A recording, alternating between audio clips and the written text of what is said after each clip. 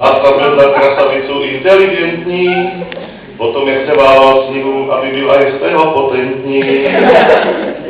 Vénu, Kubu, mladýho Kubu, Michala, Saláta, Mexikány, Martina a jeho kámoša, co nikdo neví, jak se jmenuje, a mládež, které se nesmí říkat, jak se jmenuje, s ním velmi láká.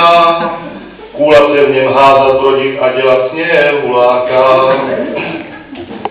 Když moc pracuješ, namožeš si záda, potom aj míchu. Eva Hráková to viděla, ostala 3 hodiny v smíchu. Že to není pravda, ale je to, milý pane. Michal to natočil, je to zdokumentované. Rodinný zvířecí motiv a potom kdo moc pije? Mladých, to si nevíme co. Gábina Krabička, Eva Rožové chrastátko a Michal maskovaný Šneček zárábie. Kubatel byl taky baba, ale trochu exotika horára. Co to bylo, viděli jsme, že vykouřil cigára. Další baba Ruda, Teža z kožuch už vypustil nevěstu.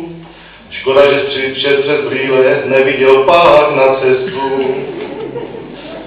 Dojela nám delegace přímo z Remeša, aby uviděli další babu Pepu Klimeša.